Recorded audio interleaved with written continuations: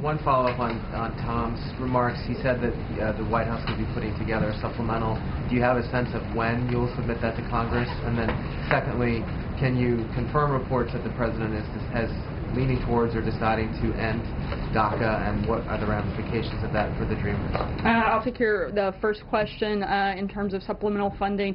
As Tom said, we're working with Congress. We're not going to get ahead of Director Mulvaney. He is working with them around the clock to make sure that process moves forward quickly and effectively. In terms of DACA, echoing again on what Tom said earlier, final decision on that front has not been made, and when it is, we will certainly inform everybody in this room. Cecilia. Thanks. In January, the President said that Dreamers shouldn't be worried. So can you stand here today and say Dreamers should not be worried? Once again, when we have a final decision, this is under review. There are a lot of components that need to be looked at, and once a decision is made, we will certainly let you guys know. Glenn. Sarah, there's a specific report out by Fox that talks about that says essentially a decision is made to roll back the program by the end of this week, and that there will be provisions allowing Dreamers who are in the country right now to stay until their work authorization expires. Are you specifically denying that report? No offense to your colleague from Fox News, but I think I'm a little bit better informed than they are in terms of when the White House has made a decision. And as I just said a moment ago, it has not been finalized, and when it is, we will certainly let you know. Hallie. Two questions on Glenn. Can you at least talk about the timeline here? You've got these dates that said September 5th is when they will begin to do this court action. That's obviously the Tuesday after Labor Day. So does that mean that some decision will be coming down tomorrow before the holiday weekend? Can you at least talk about the timeline for this? For those folks who are wondering what their status is going to be here. Again, I'm not going to get ahead of something and be presumptuous when a decision hasn't been made. We don't know when the final review is going to be completed, so it would be disingenuous for me to create a false timeline that simply just isn't workable. Is not, you guys don't even there are a lot of conversations around the timeline and when that has to be made, and again, that hasn't been fully reviewed and vetted and decided. And just one more on Harvey, Sarah. There's obviously been a huge outpouring of support from people all around the country for the victims of Harvey. You've seen people lining up to volunteer. You've seen people donating tens of millions of dollars. Can you speak to what the President and his family have done regarding donations for Harvey relief personally?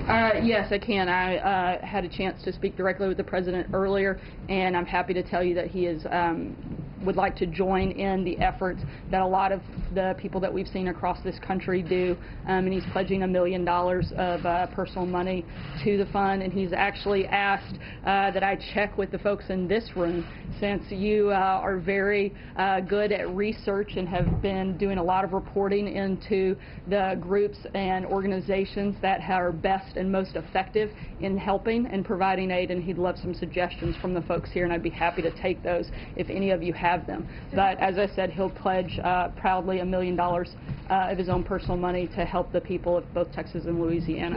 Francesca. Thank you, Sarah. Previously, the President had said that he may return to Texas and may also go to Louisiana over the weekend. Do you have an update on the President's travel schedule? We know that Vice President Mike Pence is there today. And if the President is going, where might he go? And will he meet with evacuees while he's there? The President and the First Lady will be traveling both to Texas and Louisiana on Saturday. The specific cities and locations are being finalized. Hopefully we'll have that information for you later today. I believe as of right now, tentatively, he plans to be in the Houston area of Texas and possibly Lake Charles, Louisiana. But again, you know, varying on conditions, that may change a little bit. That's a tentative plan at this point. On taxes before we move on as well. Yesterday, the President went to Missouri to push for tax reform. He has said, the administration has said that they'd like to see a bill before the House of Representatives in September. But there's differences between where the administration is and where House GOP leaders are.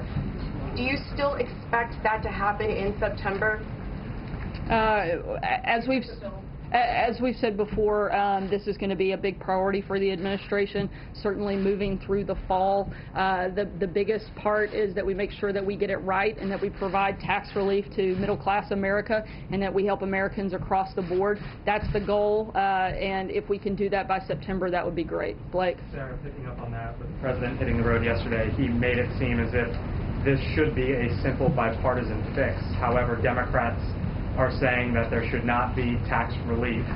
for those who are the wealthiest 1% of earners? Does the president believe that the wealthiest 1% deserve tax relief? The president laid out clearly what his big priorities were yesterday. I'll be glad to repeat those. Permanently reducing tax rates, encouraging entrepreneurs to invest, simplifying the process, incentivizing American companies to bring back jobs and profits. The president is focused on helping all Americans across the board. The biggest priority he has is on helping middle-class Americans and making sure more of those people keep more of their money. Does the White House think working with Democrats on this is reasonable or likely? I mean, they're already laying down the marker for where they stand. You just said for all Americans, presumably that includes the top 1%. I would love for Democrats to want to help all Americans. I don't know why they would ever want to be against that. Certainly helping more Americans have more money that they worked hard to earn in their pocket. I don't know anybody that would want to be against that. So hopefully they will be reasonable and want to come to the table. Matthew. Thanks, Sarah. I have a tax reform question, but first just quickly about that charitable donation. Will that be coming from Trump personally as opposed to the Trump Foundation or the Trump organization? I know that the president, he said he was personally going to give. I don't know the legal part of exactly that, but he said his personal money, so I'd assume that comes directly from him. On tax reform, if I may. Secretary Mnuchin said earlier that the administration is going to release a blueprint on tax reform that will then go to Congress. When can we expect that? How much detail will that go into? And how is that a change from letting Congress take the lead on actually drafting the legislation? Again, as both members of the administration and the president have said, our job is to lay out the core principles, the primary pillars that we want to see in tax reform. It's Congress's job to legislate. So we want to work through that process and allow them to actually do their jobs. We're going to do our jobs and lead the conversation, set the table, set the priorities, and let them do their job and legislate, get it passed so that the president can sign it. John Decker. See that blueprint? I think we've already been laying out a lot of those principles. That's the foundation, and we'll continue to add to that. John. Thanks, Sarah. Is this push for tax reform the priority for the president and the administration right now? Have you put the repeal and replace effort to the side for the moment to focus exclusively on your tax reform proposals? As the White House, I don't think you ever get to exclusively focus on only one issue. It's certainly one of the top priorities for the administration moving into the fall. But as we've said many times before, we can walk and chew gum at the same time, and we plan to push through a lot of different things throughout the fall. John? Just one thing, Sarah, if I may. On repeal and replace, as you know, you received no Democratic support in either the House or the Senate. As far as tax reform is concerned, are you expecting a different result? Do you think you can get Democrats to support some sort of legislation that comes forward from both houses of Congress? As I said a minute ago, I would certainly hope so. I don't know why any Democrat would be against wanting to provide tax relief for hardworking Americans, particularly those in the middle class. I think it would be a very sad and a big mistake. John Gizzi. Yeah. Thank you, Sarah. Just one question. Just one on politics. The president gave a very strong endorsement through Twitter of Senator Luther Strange in his bid for nomination in the special election. The runoff is coming up in September 26th. There have been published reports that the president is backing away from that endorsement and not taking sides, which would make him the first Republican president in 47 years not to back an incumbent senator for another term. Is he as committed to Senator Strange, or has his position changed since the original primary? Due to the legal restrictions that I have, I cannot answer anything political from the podium, so I have to leave that to outside folks and the president himself to answer that. Catherine? Oh, welcome back. Secretary Mnuchin today in an interview said, was asked about plans to put Harriet Tubman on a $20 bill. He was vague in his answer. During the campaign, the president called this pure political correctness. Is the administration reversing those plans to change the $20 bill? I'm not aware of any policy change. I'd certainly have to check into that. Peter. Sir, on DACA. Sorry, I promised I'd come back to you next. Okay. On DACA, in February, the president said he would treat Dreamers with heart. Does the president stand by his statement to treat Dreamers with heart?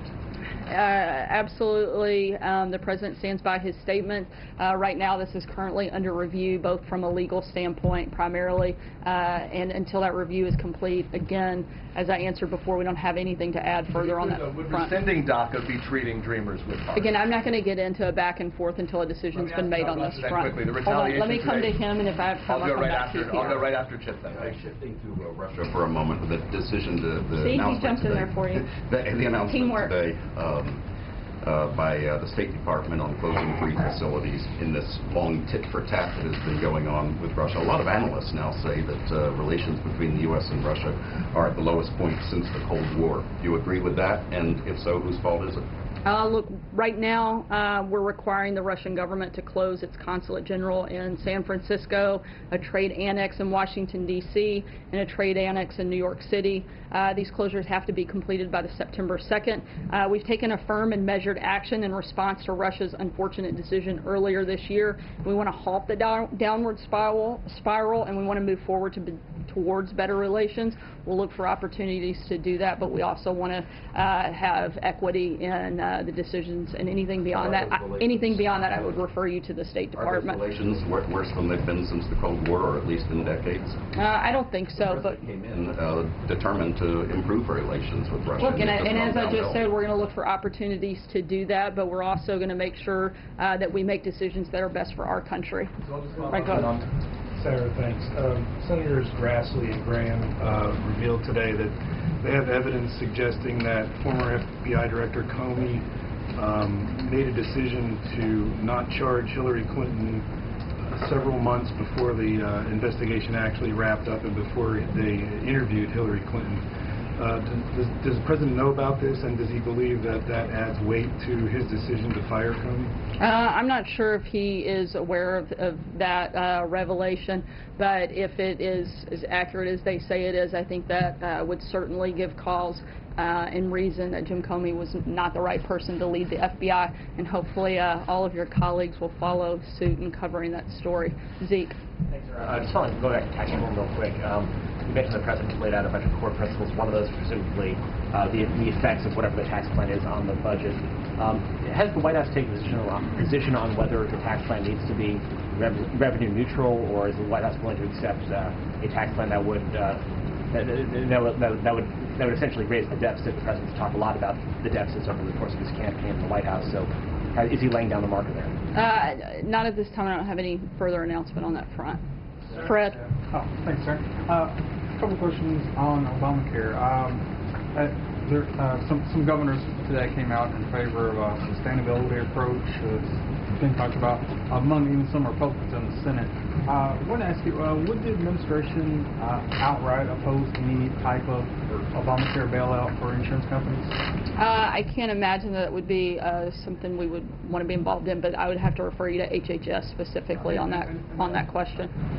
And secondly, the president tweeted in July, I believe, that talked about taking away the Obamacare exemption for members of Congress and staff. Is there anything that would stop him from taking that action now? I mean, is something that could be done executively? Why hasn't that been acted on? I think that's something he is certainly still considering. Alex. Policy. The UN said that last week a Saudi-led coalition in Yemen killed 42 civilians. Is the president concerned about the humanitarian situation in Yemen? Something that we're certainly keeping an eye on, and I would refer you back to them for anything further at this point. Thanks, Sarah. The Kuwaitis are saying today that the Emir will be here next week to meet with the president. I just wondering if you could confirm that. And then on the Russia diplomatic move, did the president initiate this? This was a decision made by the president, yes. And on the Kuwaitis, I'm not ready to make an announcement on that. I'll have to check on the specifics of that. Sarah? Sarah, the president has made clear that he believes all options are on the table when it comes to North Korea, and has seemed to indicate that the military option is certainly among them. But is negotiating still on the table? Absolutely. All includes all. So I think that would certainly include diplomatic, economic, and military options. Sorry, just one quick follow-up, just as we are getting closer to Friday. Can you tell us whether the president still has confidence in Gary Cohn? Yes, the president is working hand in hand with Gary and the rest of his team on tax reform. As I've said several times earlier today, that's a big priority for the administration moving into the fall, and Gary is an integral member of the team leading that effort. April. Sarah, on the issue of repeal and replacements, this president is so dead set on trying to make sure that he replaces and repeals Obamacare.